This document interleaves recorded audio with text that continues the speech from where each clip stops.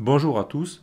Dans cette nouvelle série, nous allons créer une solution complète centrée sur Webpack et Babel afin de pouvoir gérer toutes nos applications JavaScript modernes.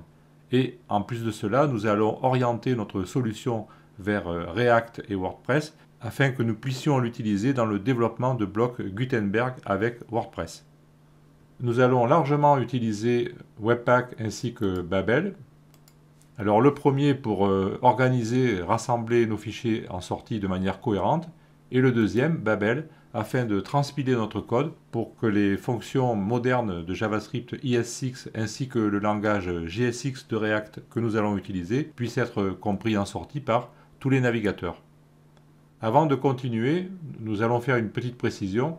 Si vous vous référez ici sur ma chaîne YouTube à la liste de toutes les playlists, vous remarquerez que récemment, j'en ai fait deux concernant le développement de blocs dans Gutenberg, une qui s'appelait saison 1 et l'autre qui s'appelait saison 2. Dans ces deux séries, j'avais utilisé, afin de gérer le code JavaScript, un module NPM qui s'appelle WordPress Script. Ce module nous permettait, avec une seule installation, une seule ligne, d'obtenir tout le mécanisme nécessaire afin d'utiliser Webpack et Babel de manière transparente sous le capot, comme on dit. Cette solution fonctionne parfaitement, mais là, aujourd'hui, dans cette nouvelle solution, nous allons créer une configuration complète de A à Z en effectuant toutes les opérations.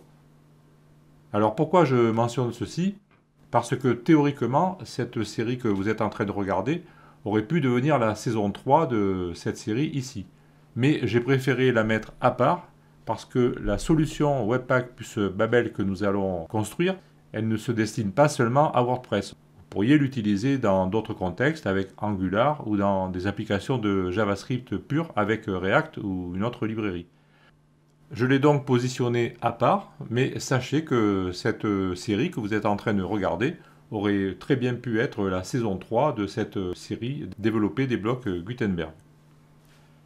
Et donc dans le futur, plus tard, si je crée une nouvelle série consacrée au bloc Gutenberg, qui sera donc la saison 3 de cette série développée des blocs Gutenberg, vous aurez le choix de suivre soit en utilisant la solution que j'ai préconisée dans la saison 1, ici qui utilisait le package WordPress Script, ou alors vous pourrez utiliser une solution telle que celle que nous sommes en train de construire. Le reste ne changera pas, le développement des blocs Gutenberg au niveau des fichiers JavaScript sera identique. Vous aurez la solution de savoir quelle est la plateforme JavaScript que vous utilisez.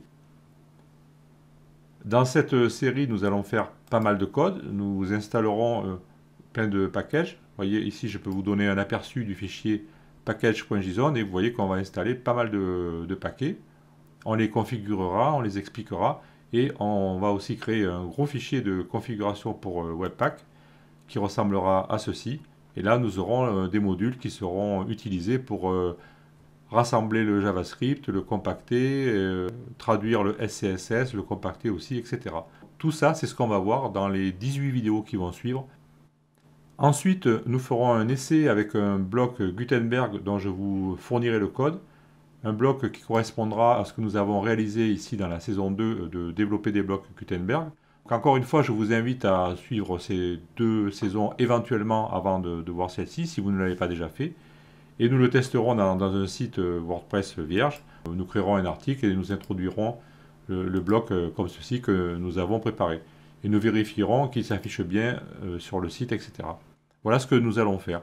Donc je vous donne rendez-vous dans les 18 vidéos qui vont suivre. Et donc à tout de suite dans la vidéo suivante pour démarrer sur les chapeaux de roue.